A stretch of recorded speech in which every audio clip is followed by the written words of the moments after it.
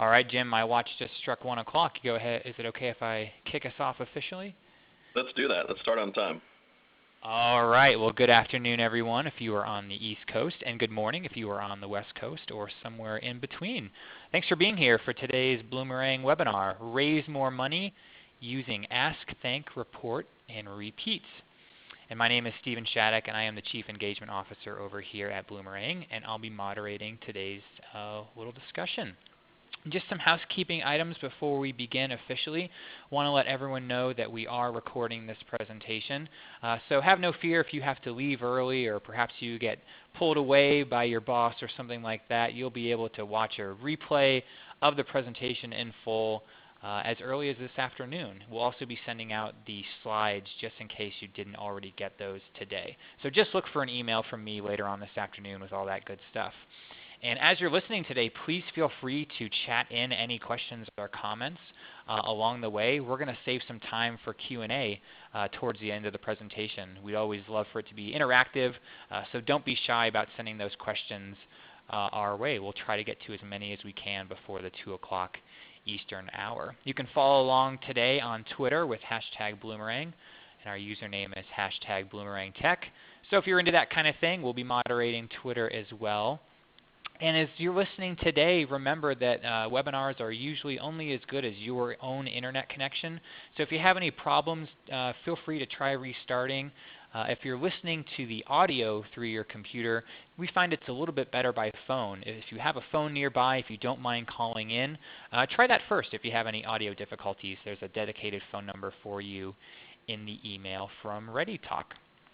And just in case you are not familiar with Bloomerang, if this is your first Bloomerang webinar, I want to say a special hello to you. We do these webinars just about every Thursday. We have a great expert speaker on to give a great educational presentation. But in addition to all those good educational resources, we also provide donor management software. So if you are in the market for that or just want to learn more about Bloomerang, check out our website. You can even watch a quick video demo to get a look at our software. But for now, I am very excited to introduce today's guest.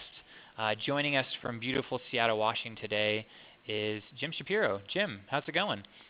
Going great. I appreciate you having me on today. Yeah, absolutely. Jim came highly recommended. If you guys don't know Jim, he's someone you got to follow. You got to check out his blog. Just want to brag on him for a little bit before I officially turn it over. Jim has over 23 years of experience in this wonderful nonprofit sector of ours. He has worked as a development director, a major gift officer, a capital campaign advisor, but most recently he can add entrepreneur to that list. He is the co-founder of the Better Fundraising Company, and he has a great blog over at askthankreportrepeat.com. I was perusing that earlier this week in preparation for this webinar. So if you like what he has to say today, I'm sure you will. Check out his blog, really good content there. He's a family man. He's got 3 kids. He even finds time to coach high school football up in Seattle. If you see his name on a conference schedule, be sure to join that session. Don't miss that one. He's actually going to be at the Nonprofit Storytelling Conference in Chicago later on this year. So don't miss that for sure. But Jim, I'm going to go ahead and turn it over to you. I'm really excited to see what you have for us. I think we're going to make a little bit of a technical transition here. So bear with us. But Jim, why don't you take it away for us? Great. I'll hit the share button here and we'll get right to it. All right. Thanks for those kind words. Just want to double check, make sure you can see my screen now. Looks like it's working. Good to go. Awesome. Thank you, Stephen. Well, it is an honor to be on this call. Bloomerang does such a great job providing educational resources and opportunities for all of us to learn. So today, here in the next hour or so, we're going to really unpack this idea of ask, thank, report, repeat. As Stephen mentioned, I've been at this for a couple decades, and my business partner, Stephen Screen, has been at this for a couple decades as well. And out of our work with working with both large and small nonprofit organizations, about 4 years ago, we came up with this idea to really try and simplify and clarify the work that you all are doing with your donors. This is a very donor-centered conversation we're going to be having today. I guarantee you there will be a few things I will say today that will make you feel uncomfortable, maybe make you scratch your head, have a few questions, and that's good. That's healthy. Please also know that the things I'll be sharing with you today really are not my opinion. They are proven, data-driven, results-driven concepts and ideas that have come really from hundreds of organizations that have spent millions of dollars to better study and understand how donors think and work. So this presentation is made available to you through Bloomerang. You'll be able to get a copy of this, so don't feel like you need to take every note of every word that I'm saying. But I want to walk you through this presentation. And Stephen and I also talk that we'll have Q&A at the end, but my hope is we can also have a few questions answered as we go along. So please use the question function in ReadyTalk to be asking your questions. So I'm going to walk you through the rhythm first and really talk to you about the basic ingredients of ask, thank, report, repeat. And then we're going to break down each section, how to ask well, how to thank promptly and emotionally, and how to report back to your donors the amazing things that have happened because she's given a gift. So let's just walk through this little circle of donor conversation and relationship. First, we're going to be asking our donors. Now keep in mind, not every donor we're going to ask on the very first interaction, obviously. So just keep in mind this most likely is for someone who has already given you a gift, someone who is an active donor. Although we can apply this thinking to donor acquisition, although I wouldn't ask on the first date, let's say. I'd be thanking and reporting to them. But I'll unpack that here in a little bit. But right now we're assuming we have an active donor who's given us a gift, and we're back to the point of asking them again for another gift. And when your donor gives a gift to your cause to support the work that you're doing, she gives a gift and she feels absolutely great. Think about those moments in your life where you've given gifts, where you have given, maybe a birthday present or a special treat to someone you care about. That's what's happening here in the donor relationship. You've asked her to do something, and she's given a gift, but she really doesn't know what's going to happen. There is already dozens of questions going through her mind. Did you receive my gift? Did you like my gift? How are you going to use my gift? And many of us do an okay job, actually a pretty darn good job asking, but we're not really responsive to the questions that she's asking. And so this big question of, what's going to happen to my gift now that I've given it to your organization? And so we have found that this concept of thanking is really important. Most of you, and really by the IRS standards or the IRS expectations, you need to thank them most likely through a receipt if the gift's over a certain amount. But for the most part, I think most organizations do an okay job thanking. But there's the content, there's the language, there's the donor-centered focus we want to really share with you today and encourage you to use today. Thanking can come in the means of receipt letters, can be your thank you notes. Maybe it's a phone call to a first-time donor or a long-time donor, depending. But you're thanking your donors, and hopefully you're thanking them promptly and emotionally. And I'm going to talk about that here in a few minutes. But when I mean promptly and emotionally, I mean ideally you're getting back to them within 72 hours if possible. Emotionally means let's kind of do away with some of our financial language and our CFO type language and be really relational in our communications. We're going to talk about that. But even though we thanked her, she now knows the gift was received and appreciated, but she's still asking some questions. She still doesn't know if her gift made a difference. So let's think about this path she's been on so far. She's made a gift. She feels great. In fact, she has great emotions. She's had a little hit of dopamine. She's feeling good physically. You've now thanked her properly and emotionally, but she still has questions. And this is where most of us don't do a great job. This is where most charities, nonprofits, community groups really kind of damage, in some ways, the relationship because she doesn't know if her gift made a difference. And so it's our job as great fundraisers to be communicating the difference that she's made. And so reporting is really the game changer. And I'm excited to be sharing with you the insights that we have into reporting and really what that looks like. But when we report, she's going to see now that her gift made a difference. Notice here that we're going to be giving her the credit. We're going to be talking about how to write great reports, great newsletters here in a few minutes. And so when we're able to show her that her gift made a difference, guess what's happened? We've actually closed the relationship loop with her. We've asked her, we've thanked her promptly and emotionally, we've reported back to her and have shown her how her gift made a difference. And then the beauty of this rhythm is once you've closed the loop, she feels great, she trusts your organization, and she's more likely to give again. You have closed that relational loop with the donor, and so guess what we can do? We can repeat the process again, back to ask, thank, report. When we're able to close the loop with our donors, we're able to raise more money over time, and we're able to deepen the relationship with our donors every time we communicate with them. And so at the end of it, here's the visual of kind of the circle of fundraising or circle of relationship building, and the donor is at the center. One thing to note is that we talk about she often. It's important for you to understand your profile donor, kind of your best donor.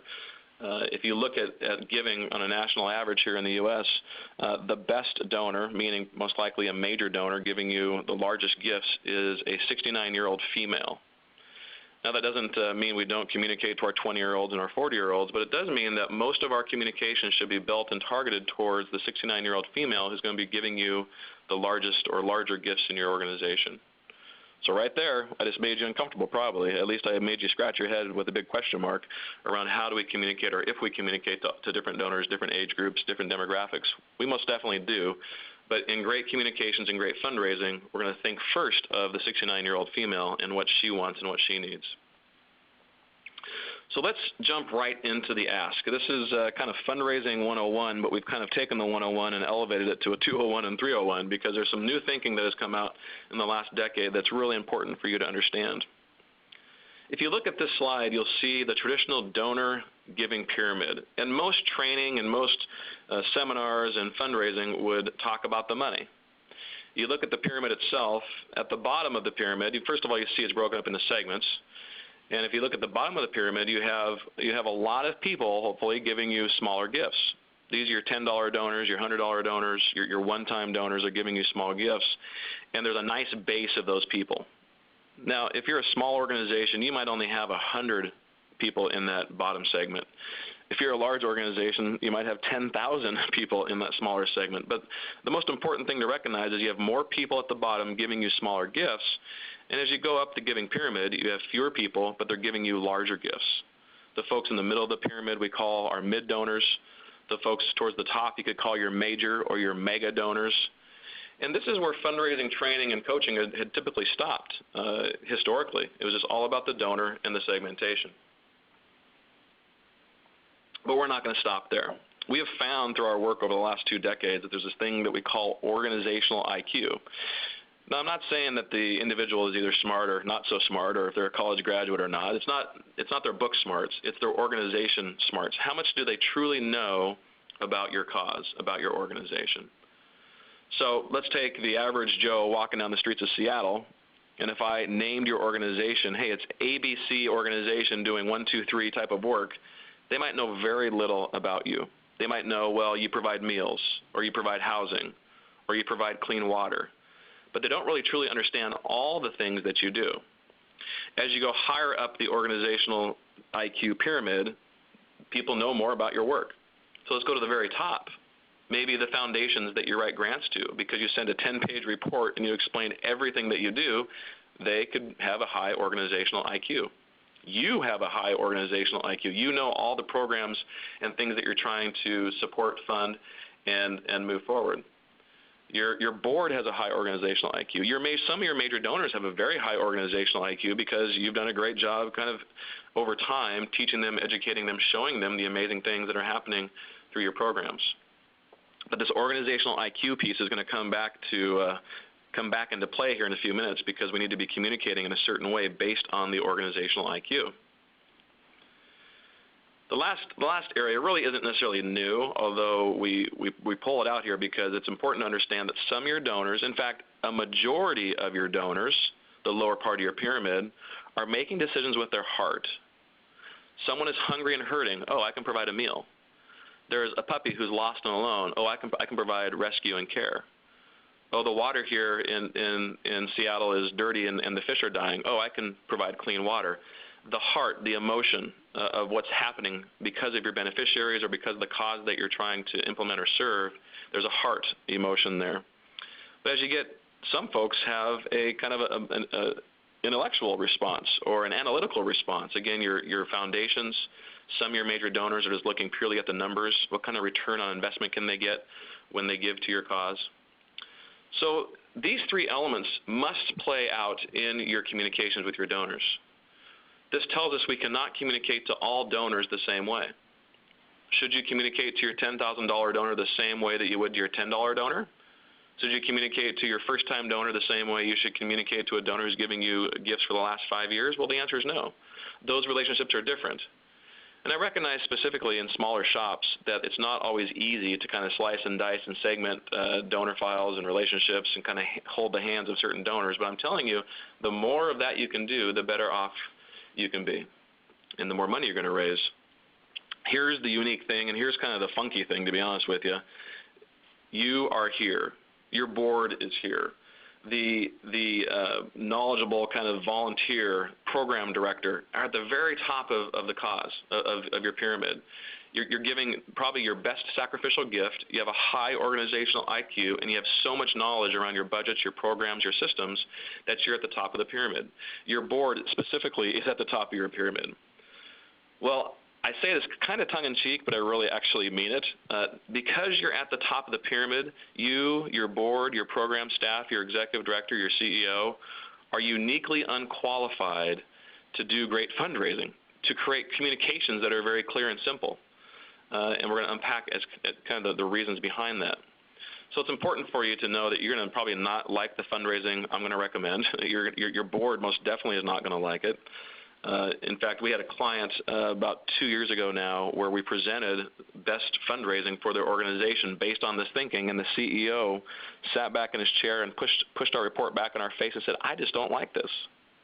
Well, he was playing this high org IQ concept.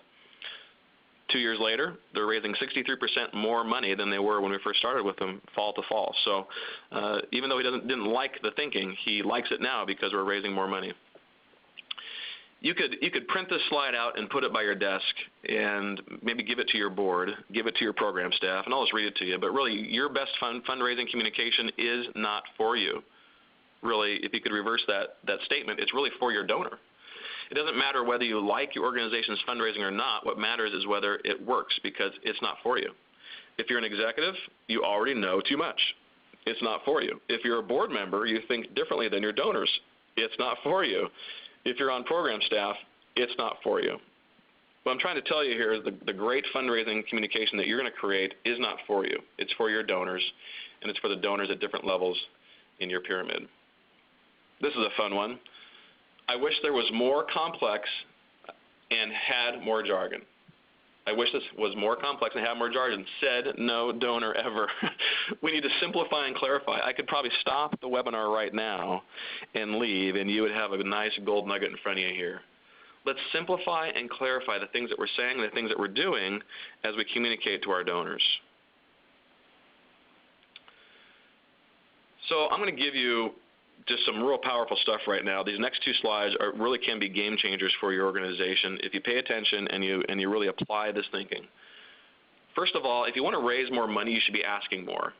99% of the organizations don't ask enough. In fact, in our 20-plus years of working in this industry, we've only come across one organization that came to a point where they were asking too much. And we knew that because of their donor response. We measure net revenue and donor retention, and their net revenue and donor retention started to go down dramatically. We realized that we were communicating and asking too much. So most of you, if not all of you, can be communicating more often. If we were in the room together, I would have you raise your hand and do a quick survey. How many of you send out one appeal letter a year? How many send out two? How many send out three? In most seminars where I'm in a live room with about 100 people, there are maybe 5% of the people in the room send out maybe 4 to 5 appeal communications in a year, and the rest of you are sending out maybe 1 or 2. Well, we're just not communicating enough, and we're going to talk about the reason why that's important. So if you're asking well and reporting, then you can ask more, and that's really the key. It's not just about asking more. It's about putting out great content, putting out a clear message, asking more often, and then thanking your donors promptly and emotionally. When you do that, you can ask more often. You can close the loop. I would ask you the question right now of how many of you are measuring your net revenue and your donor retention rates? Do you even know what those are? You can look it up on Google or email me, and I'll share with you some information about those things. But it's really the numbers that matter. We don't measure complaints. We don't measure opt-outs. In fact, if you're not getting opt-outs from your emails, and if you're not getting a few complaints about your mail, then you're not communicating enough. keep in mind, I'm just using those as an example. This applies to your special events. This applies to your major gift work. This applies to any kind of phone calling or communications you'll be doing. You can be asking more via multiple methods if you are measuring the right things and you're reporting well. This slide is the slide that I get really excited at sharing with you because this slide comes out of a couple decades of work. In fact, early organizations in the late 60s and early 70s spent literally a decade trying to figure this out and spent hundreds of millions of dollars trying to figure this out. So when we ask powerfully, it typically happens in appeals, e-appeals, events. I'm a major gift guy. I love major gifts and planned gifts. I love the face-to-face conversation. So it's happening in a moment of communication, either face-to-face or in written form. And so when you ask, you have to have an offer every time you ask. You can't just say, hey, we're this great organization in Los Angeles that helps people and we provide hope. Or we're this amazing organization in Boston that's really unique, and we're going to help clean the harbor. You can't just have this kind of simple idea of, hey, we're great, give us money. That's how it used to be back in the early days. Not anymore. It's a competitive marketplace with 1.5 registered nonprofits in the United States alone. So if we're going to have clarity, if we're going to raise money, if we're going to honor our donor, we need to have an offer. And here are 4 elements of an offer. These things must be present every time you're asking your donor to change the world through their gift. So the first is a human-sized problem that is easy to understand. 1 million starving kids in Africa is not a human-sized problem. 1 child who needs a meal, that's something that I can solve. So a human-sized problem. The next is a solution that is easy to understand. Someone's hungry, I provide a meal. The water's dirty, I'm going to make it clean. Someone needs a home, I'm going to provide a roof over their head. So the solution needs to be easy to understand. And the cost of the solution seems like a great deal. I'm going to talk about that here in a second using one of our local charities here in Seattle. The last element is there's a deadline with consequences. So there has to be kind of a stake in the ground, a deadline that if the donor doesn't respond by that date, something negative will happen or something won't happen. So let me just give you an example of a great organization here in Seattle. It's the Seattle's Union Gospel Mission. Most of our cities have mission organizations that are serving our homeless population. Well, Seattle's Union Gospel Mission has really kind of cracked the code when it comes to their fundraising offer. They use meals and food from about September to December, and then they use housing in the cold weather from January till early spring. But their meal offer is this. Someone's hungry. That's a human-sized problem. 1 person, 1 story, 1 meal. The solution is easy. We can provide a meal, or you can provide a meal, donor. The cost of the solution seems like a good deal. So Seattle's Union Gospel Mission says for $1.92, you can provide a meal to someone who's hungry. And there's a deadline with consequences. You'll see it come out in Thanksgiving from Salvation Army to your local mission. Someone needs a Thanksgiving meal. You can provide it for $1.92, and Thanksgiving's only 3 days away or 5 days away. If you don't make a gift now, donor, then that individual is not going to have their turkey dinner for Thanksgiving.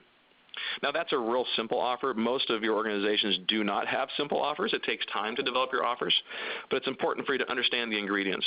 We have worked with very complex organizations, diabetes research, CASA, the court-appointed attorney, court-appointed volunteers for kids in family court, from arts to you name it. There's some obviously great organizations doing amazing work, just like yours. And somewhere in your organization you have a human-sized problem or a human-sized outcome you want to have happen in your community, a solution that's easy to understand, the cost needs to seem like a good deal, and the deadline with consequences. Typically at this point in the conversation, someone says, well, Jim, that sounds like designated giving. If I give a gift for $1.92 to provide a meal, that's great, but what happens to the operation? What happens to keeping the lights on, paying the salary, buying pencils and paper? Well, the beauty of it is you can use these offers to really tell a simple opportunity and then also make it undesignated. So I'm getting into the weeds here just for a second, but I just wanted to kind of talk about this and then we'll move on. You can ask questions later if needed. Seattle's Union Gospel Mission says someone's hungry. So for $1.92, you can provide a meal to someone who's hungry, and your money will also go to transportation, counseling, drug rehab, housing. So technically your gift is undesignated. It can go to the general operation, including buying the meal, but you're just using the meal as the easy-to-understand problem or kind of the point of entry for the donor to engage in the conversation. If you communicate clearly and you include those other things, that's a nice way to make it undesignated. There's a whole conversation to be had there. We don't have time, but I just want you to understand that there is a way to do it ethically and morally and clearly to your donors so that you can raise undesignated gifts. So that's the ask. Again, I could probably spend 2 days with you teaching you how to ask well, but for the most part, you need an offer, you need a deadline, and you want to make it as simple, as clear as possible for your donors. Before I get into the thank, I want to make it clear that you're entering into the most fruitful time of the year for fundraising between September and December. Most importantly, your November and December months.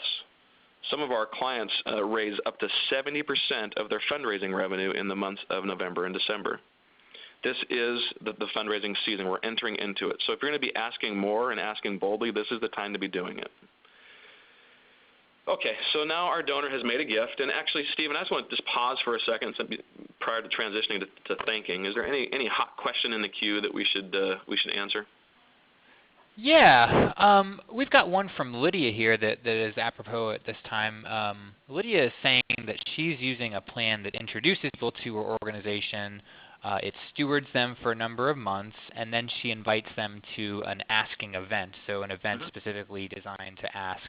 Do you think that she's wondering if you think we should be sending a because of you, report to people when all they have done is attended a tour. So they actually haven't made a donation, but would you still report to people? I guess the question is, would you report to people that haven't actually donated but have engaged with the org? Great question. I'm just going to name it, too. I think that's the Benavon model. It's a great model. In fact, Terry Axelrod, who founded that, is from Seattle. So great model. And we have found with that model there's a whole bunch of hybrid between what they strongly recommend and some of this direct communication that we're recommending. We work with a handful of organizations that kind of create this best of both worlds. But, yes, so here's the thing. You can use this ask, thank, report, repeat when the currency is time. So the currency can either be time or money. I can ask someone to go to coffee, introduce them to my organization, not ask them for a penny, but get to know them. I can still thank them for their time. I can report back to them, because of other friends like you, these amazing things have happened. So I think within the model she's talking about, there are definitely opportunities to be thanking promptly and emotionally, and there's times to kind of introduce them via reporting to the amazing things that happen because other donors have given a gift. So, yes, most definitely. Use the system, use the rhythm. So time and money can be the two currencies that we would use to be communicating with our donors. Love it. Cool. Here's one more, Jim, before you get back into it. We've had a few people in the chat who work at membership-type organizations. Is this still applicable to members instead of donors? What advice would you have for those folks? Yeah, I'm going to name it. We have a friend client called Wenatchee River Institute here in Wenatchee, Washington. They do a lot of work out of bounds and up in the mountains and the beautiful parts of Washington, and they are a membership organization. So there again, think about what happens even in a transaction like renewing a membership. Give them the credit. Thank you for renewing your membership. Because of you, kids can now go up in the mountains and experience nature. Because of you and your membership, we're able to purchase a new van that will take people down to the river to go rafting. There's so many benefits that not only return back to the member, but also that their dues pay for other things that happen in the community. So most definitely, again, the transaction happened. It's money. Let's leverage this. It's a great way to really appreciate and thank the donor, in this case, the member, for making the world a better place. The big pivot here, Stephen, is to really take the eyes off the organization and put the eyes on the donor, the member, whoever it might be, and kind of remove the organization from the equation. It's so counterintuitive, but that's really what we're asking you to do. All right. Well, we have a few more, but I think we can save them for the next break or at the end, if that's cool with you. Sure. We'll keep trucking here. So we're going to go into thinking. Right. So first of all, great questions. I love already the way that you're thinking and seeing how this ask, think, report rhythm can fit into your current model. So thank. All right, so something's happened. She's given a gift. She wants to provide turkey dinners for folks that won't get them, or she's going to clean the water in the bay. And so now you want to thank her promptly and emotionally. And so this is free stuff. I mean, most people really might not like to ask, especially face-to-face, but darn near everyone can thank. We can write letters. We can pick up the phone. We can have visits. And let's just consider the positioning here. What a donor is thinking after they've made a gift. I'm so happy to have helped that person. or to change the community or to clean the water, whatever the outcome is. The nonprofit, we're typically thinking, it's so great to have another supporter. That donor really loves our organization. Well, they really don't. They really wanted to change the world. They really wanted to help someone. They really wanted to have an impact on the community. In most cases, again, in most, not all, because remember going back to the pyramid, there's some people that know so much about you and maybe your staff or your board that they do love you. But in most cases, your donors really aren't thinking that way. They want to help someone. They want to change the world. Think of your donors like Superman or Wonder Woman. They are the superhero of the story. They are the ones via their giving, that's their superpower, via their giving, that want to change the world one person at a time, one cause at a time. So it's important we understand that positioning because we're going to thank her well, and typically this happens in your thank you notes and your receipts. So what we mean by don't acknowledge the gift is most of our receipt letters sound very kind of CFO and bookkeeper kind of stuffy. Dear Jim, thank you for your $10.22 donation. It was deposited at the Wells Fargo Bank on 2nd Avenue last Tuesday. Because of you, we'll be able to keep the lights on and pay the staff. It's like, okay, well, that's not really emotional. That's not really connecting with me. What if it said, Dear Jim, because of you, 16 kids went to summer camp last Tuesday. And in fact, Johnny had never been to camp before. You're amazing. There's a whole different shift there in the tone and the language of giving the donor the credit, even in your receipts. Thank you notes, I like the kind of the Hallmark version, handwritten if possible, different colored envelope, different size, personalized. I would do that definitely for your major donors. But anytime, especially your smaller organizations, you can do this for most of your donors. If you have volunteers that can write notes, you can have your board members write notes. We want to personalize this, customize as much as possible to connect with our donors. So let's do that through our thank you notes and receipts, and let's not acknowledge the gift. Let's really be prompt and emotional in our language. Okay, I'm going to rock your boat a little bit here because I'm going to ask you to include a reply card and a reply envelope in your receipts. Now, not in your thank you notes, not in your personalized, kind of Hallmark style, but in your receipts. Our goal as fundraisers is to make it as easy as possible for your donors to make their next gift. Remember, she felt great when she made her gift. Now you've thanked her promptly and emotionally. She very well could be moved to make another gift immediately, especially if the receipt letter is really, really well written. Organizations that do this well raise up to 8% of their fundraising revenue just from receipt packages and the cards and envelopes that are in there. Now, most of you are saying, well, Jim, I can't ask again. I'm not asking you to ask again. I'm asking you to make it as easy as possible for your donor to make their next gift. Well, my board doesn't want me to include response cards. Remember, it's not for them. You might get a phone call from someone saying, stop sending me the mail, stop sending me these cards. That's fine. We'll listen to them. We'll honor that request. But let's measure net revenue and donor retention. And what we're trying to do is raise more money to support the people or to support the cause that we're working towards. So include a response card and response envelope in your receipt packages. You'll raise more money. Okay, answer her 3 questions. Again, she's asking these questions all the time. Did you receive my gift? Did you appreciate me and my gift? Are you going to do what you said you were going to do with my gift? So here's a real clear definition of what ask, thank, report, repeat. Ask is asking the donor to do something. Thanking them is telling them something is going to happen. And then reporting is showing them that it did happen. So thanking in this case, using Union Gospel Mission, would be thank you for your gift. Because your gift was received, 10 meals will be provided on Thanksgiving Day. Hopefully you can see the difference. We're going to tell them something is going to happen because we still want the chance to report back to them. We're also confirming if I asked you for $1.92 for a meal, I'm telling you a meal is now going to be provided because you gave a gift. We're connecting the dots.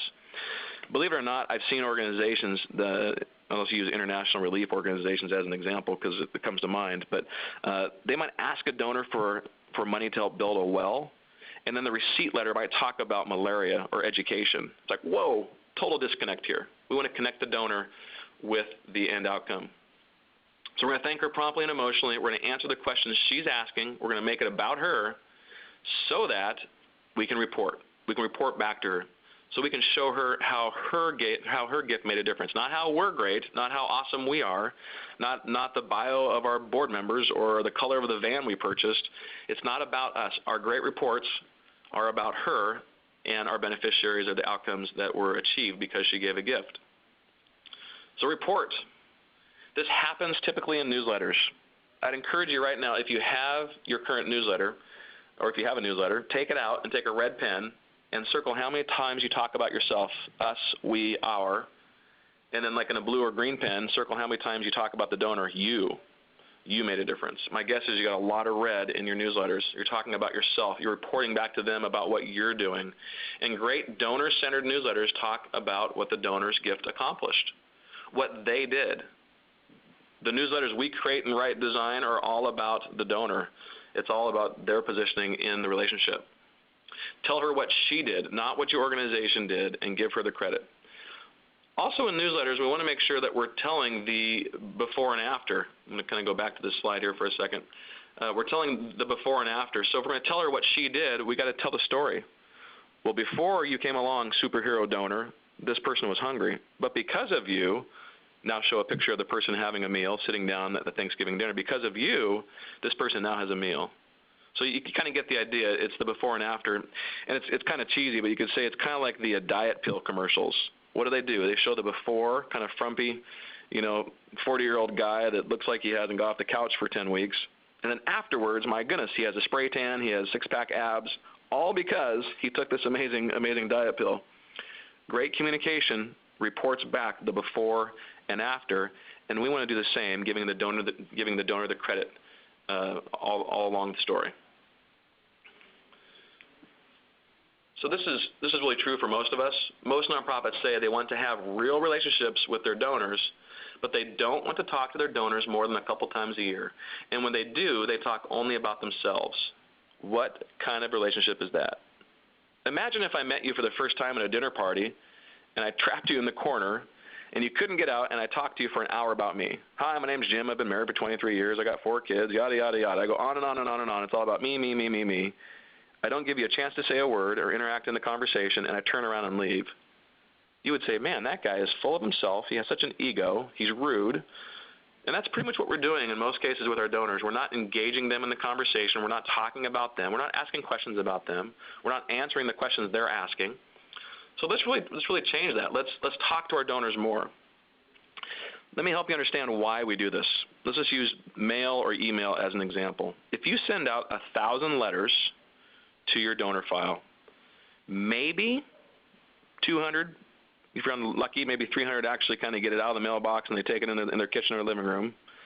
Maybe a small percentage of that gets opened. And out of 1,000, you might get 30 gifts, maybe. Well, even using that silly math, that means 700 or 800 of your donors didn't even open your letter. You literally could mail another letter the next day and capture the attention of more donors. Same with email. If you send an email out today asking for support, you might get an open rate of 30%. That is awesome. 30%, I'd take that all day long. That means 70% of your donors are not or did not open your email. You literally could send another email the next day and probably capture more donors. So this idea of donors are not paying attention, they're scanning, they're not reading. You don't need to spend a lot of time on your communications and writing them because they're not reading them, they're scanning them. Shorter, simpler, clearer, the better. Bottom line is we got to be talking to them more often, on the phone, in written communication, at special events, face-to-face when possible. More communication, the better. And one thing to note is that most donors are giving anywhere between 7 to 10 different organizations. Their attention is split between multiple organizations, and the organizations that communicate more clearly and often are those that build deeper relationships and raise more money. So let's get into reporting here with your newsletters. So newsletters can be anything from a one-page, two-sided note from your executive director. It can be a 4-page, full-color, spread. It can be 8 pages. It can be 16 pages. But we really tend to create, when we're creating kind of best practice newsletters, it's 4 pages. It's what we call a tabloid fold. It's kind of a long piece of paper folded in half. Gives you a cover letter. Gives you a title page. Gives you inside for a cover note, and then a couple articles. And so let's talk about how to best report. So this is somewhat counterintuitive. I'm going to ruffle your feathers here a little bit. Use stories, not statistics. 1 million starving kids in Africa doesn't really matter in the mind of the donor. One story, one child hungry right now, that's going to make the difference. 4,000 homeless moms and kids here in King and Snohomish County in Seattle, Washington. I can't get my mind around that. That's not a human-sized problem I can understand. One story of one mom sleeping in the car with her kids, fleeing from domestic violence. Whatever it is, one story will do a lot better than multiple statistics. Now, you can use statistics at the end of your story. If we're talking about one mom who's homeless, you could say, there are 4,000 other stories like hers in Seattle, or there are 1 million other stories like his in Africa.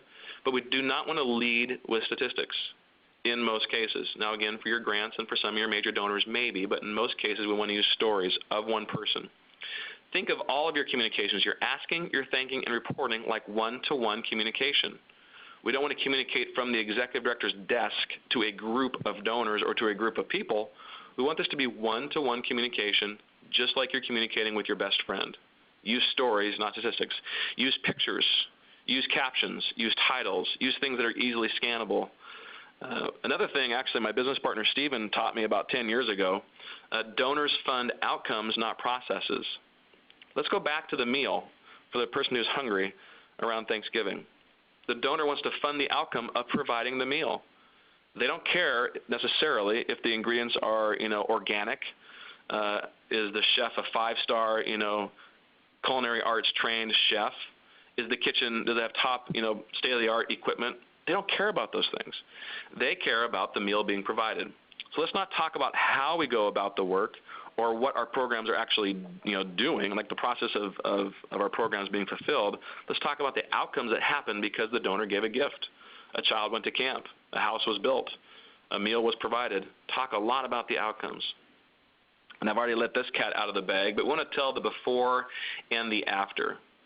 This is the old, there was a problem and you've solved it. Now look at how great the world is because you gave a gift. So there's always conversation typically around newsletters, kind of what the look is, what the style should be. In simple terms, your article should be about 300 to 500 words, maybe.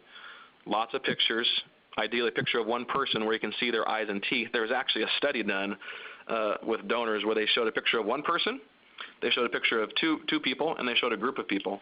And the individuals were given kind of this virtual money, and they said, if you're going to donate, where would you donate your dollar? And the picture of one person raised 72% more money than the others. We are humans. We want to connect one-to-one with people. And so we want to really kind of show the story, and both visually and in our copy, in our creative, around their issue and how the donor solved that problem. So you'll see here that the donor truly is at the center. The donor is the whole point of the conversation. This works both in donor retention. It also works in donor acquisition, just as our friend talked about a few minutes ago in her question. She hasn't quite asked yet, but she's inviting them to events. She's inviting them to hear more about the mission of the organization. The donor is at the center, not you, not your board, not your program staff, not your organization.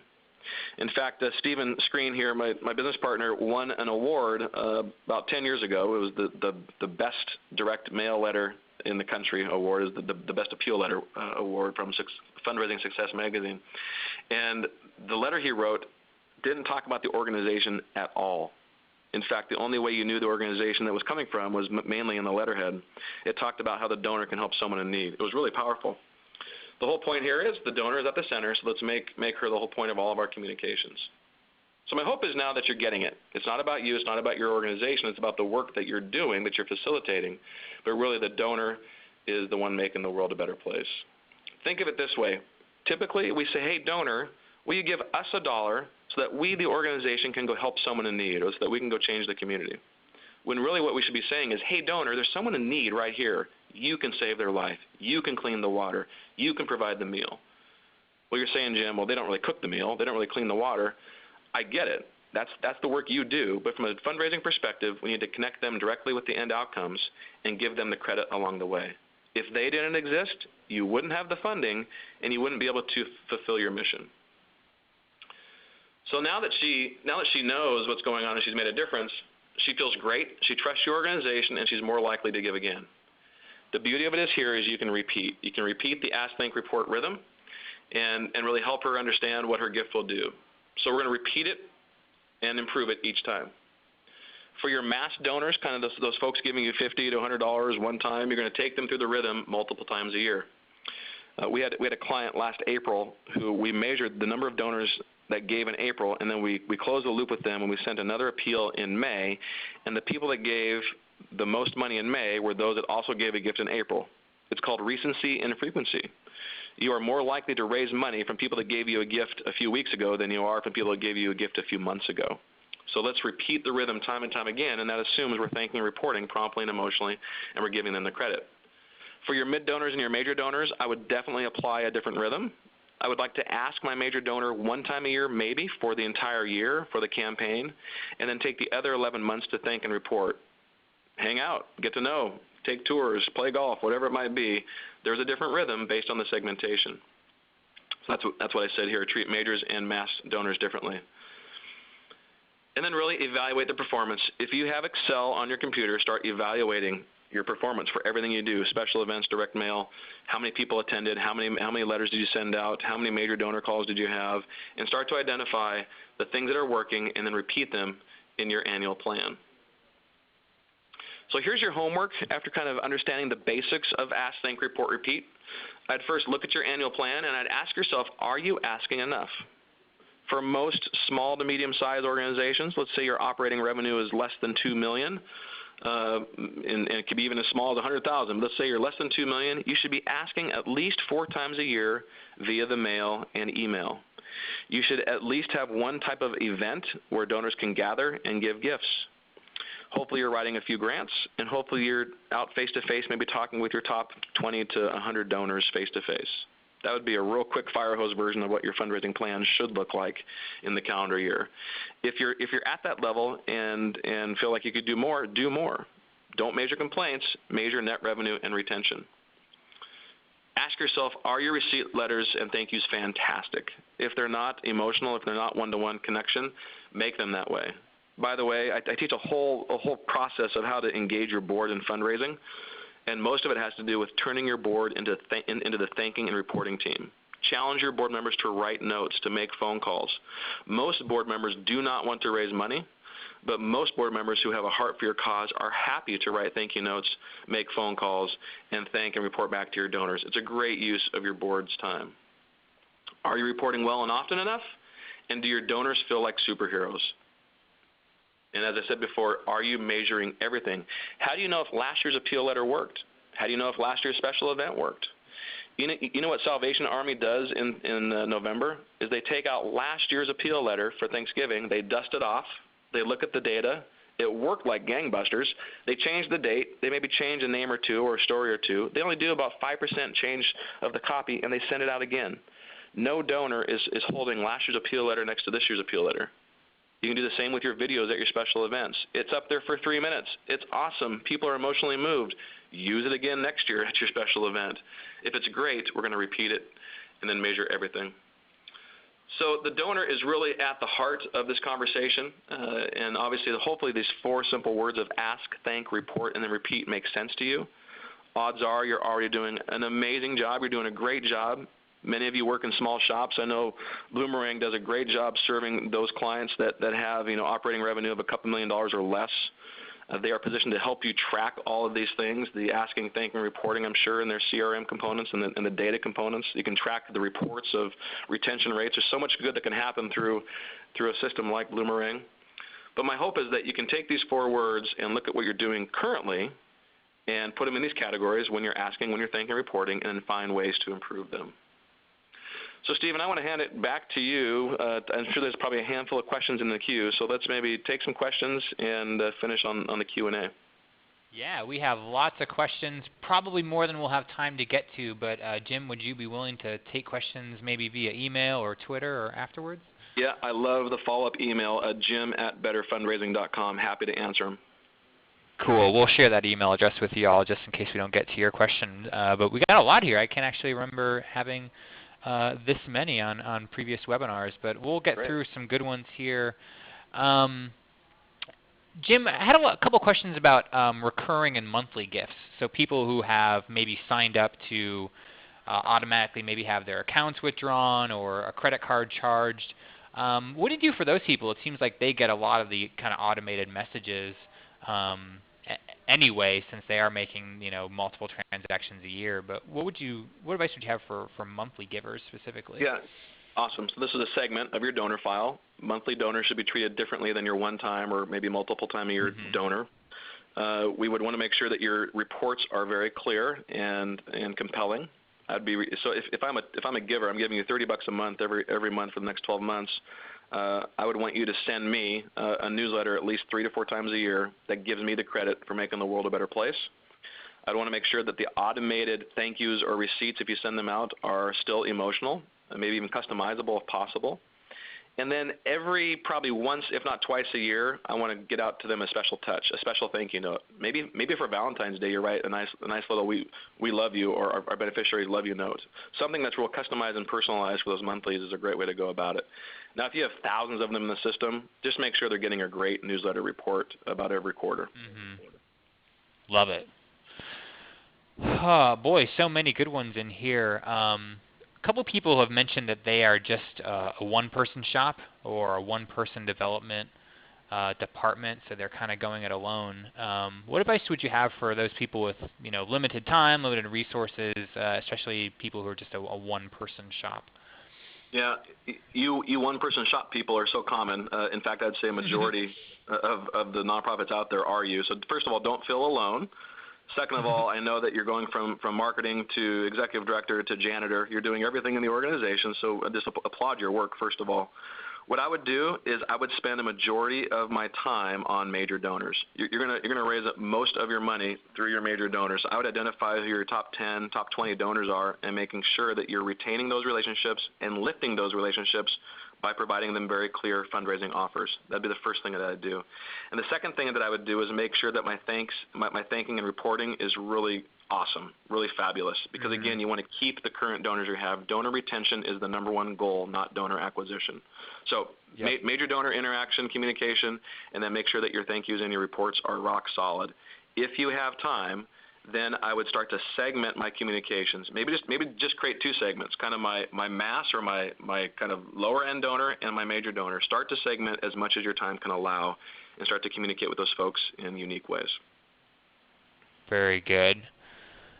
Here's one from Nancy. Nancy has a question about handwritten notes. The author and the signatory of those notes, is it okay if it's a volunteer or maybe kind of a lower level staff person, I use that term lovingly, of course, versus a CEO or a board president? Does it always have to be at the top of your leadership? Great question. So here's ideally the communications going out, so kind of your mass communications, your appeal letters, your newsletters, those should be coming from your highest ranking official, so your CEO or your executive director.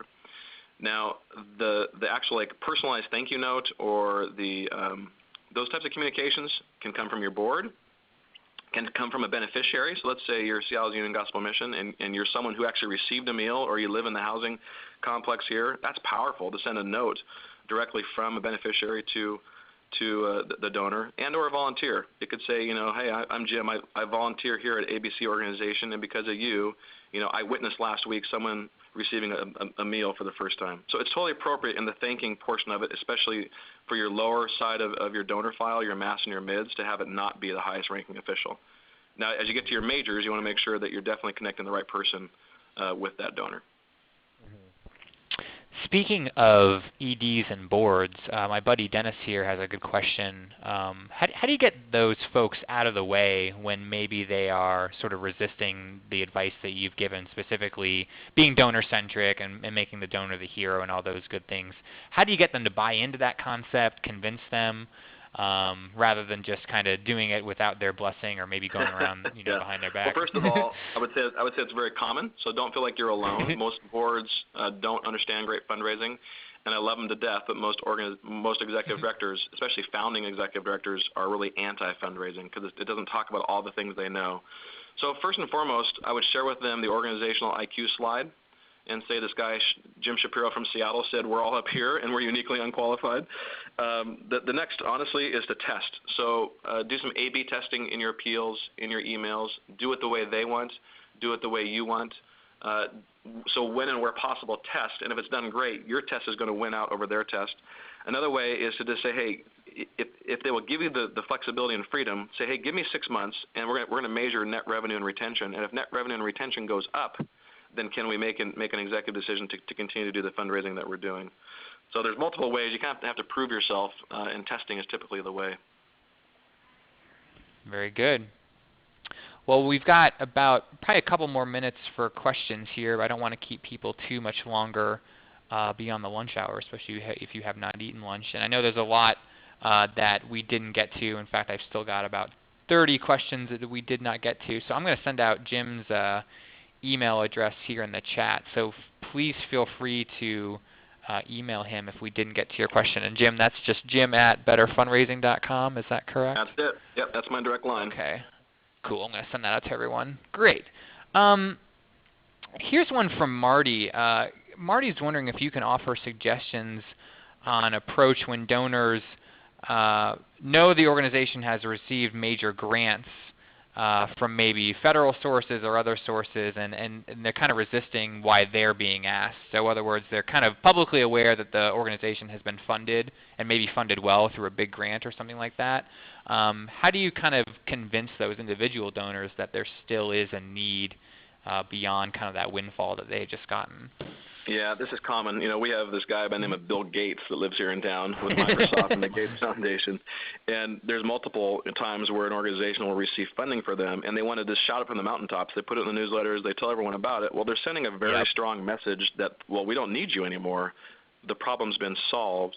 So it's okay to acknowledge that you received some state or federal funding. It's okay to say, hey, part of the fundraising plan, let's say we have a $1 million fundraising plan and you receive a $100,000 grant from the local city mayor. It's okay to acknowledge the gift, but you still have to have a bigger problem for the donor to solve. So somehow in your communications, be it one-on-one or in written form, if you feel like you need to acknowledge you received some federal or state funding, great, but then you also have to say there's a larger need, there's a larger campaign, there's a larger issue to be addressed, and this only gets us so far. So a problem to solve has to be the equation. If the funding truly solves your problem, then you are not going to raise more money. Yep. Similar along those veins from Stephen here. Stephen's wondering what's the best way to ask for dollars that cover overhead. I know that's sort of a sticky issue with a lot of donors, but we got to keep the lights on after all. Is that something that you would recommend avoiding entirely? Is there a way to maybe ask for those sort of administrative costs in a way that's compelling to a donor? Yeah, this is a great question because it really goes back to having an offer. Odds are you're not going to raise money to cover someone's salary or to keep the lights on, but you can connect the offer. Donor, if you give $10,000 today, we're going to be able to provide meals to people that are hungry and keep the lights on, pay rent. But usually the operational ask or offer falls flat. So you need to really put it into outcome-based language, because the work that you're doing in the office, the salary that you're paying your staff, the lights being on, allows you to fulfill cleaning the water in the bay, providing a meal, providing housing. So for some of you, that's going to be a real big jump and a real big leap, but that's a truthful leap. That's a very truthful statement that if the operation is not covered, then the mission is not fulfilled. So long way of saying, make it outcome-based, develop an offer that's easy to understand, and connect those expenses to the offer. There is a time of the year where the operational expense request works. That's at the end of your fiscal year. If you're at the end of your fiscal year and you're short what you need to finish your fiscal year, we had a good example last June where one of our clients, their $100,000 of grant funding did not come in. By no fault of their own, it didn't come in. So they had a great ask to go back out to their community saying, hey, by no fault of our own, this $100K is not coming in. Please help us finish the year strong. And they raised $110,000. So there are ways, but in most cases, you need a better, clearer offer. Well, it's about 2 o'clock. I hate to leave it there because there are so many good questions, but I do hope you all will reach out to Jim if you did not get your question answered. But this was awesome. I can't remember having this much amount of discussion. So, Jim, I think you really got their juices flowing with all this great advice. So thanks so much for spending an hour or so with us today. It was awesome. Yeah, I love it. It just makes the world a better place, helping these folks kind of bring things to a level that's going to be productive. If folks want to learn more or read more, you can go to our blog at askthinkreportrepeat.com. You can also follow me on Twitter at Jim Shapiro. So, Stephen, thank you so much, and Bloomerang for offering such a great service. Appreciate you guys. Well, we appreciate you, and I definitely appreciate all of you. Over 300 of you took an hour out of your busy schedules to hang out with us, so thanks so much. Look for an email from me later on today. I'll be sending out the recording as well as the slides. You'll get those this afternoon, so have no fear. We've got lots of great resources on our website as well. Just look at our resources page. If you go to bloomerang.co, you'll see the resources button there. Lots of good stuff you can take advantage of. We're going to keep on rolling with our weekly webinars. We've got a great one a week from today. It is not too early to start thinking about Giving Tuesday. It's only a few short months away, so we thought we'd get a jump on that and give you some ideas on maybe how you can start thinking about planning your campaign. Or maybe give you some thoughts to jump into that for the first time. Dana Ostemel is our guest. It's going to be a great presentation. Check that out 1 week from today if you're interested in Giving Tuesday. If you're not, there's lots of other good webinars listed on our page. We've got some great ones scheduled out through the end of the year, and we would love to see you again some Thursday. So Jim, final thanks to you. Really appreciate you being here, and thanks to all of you for tuning in today. We'll sign it off there, so have a great rest of your afternoon and a great weekend. Hopefully we'll talk to you again soon.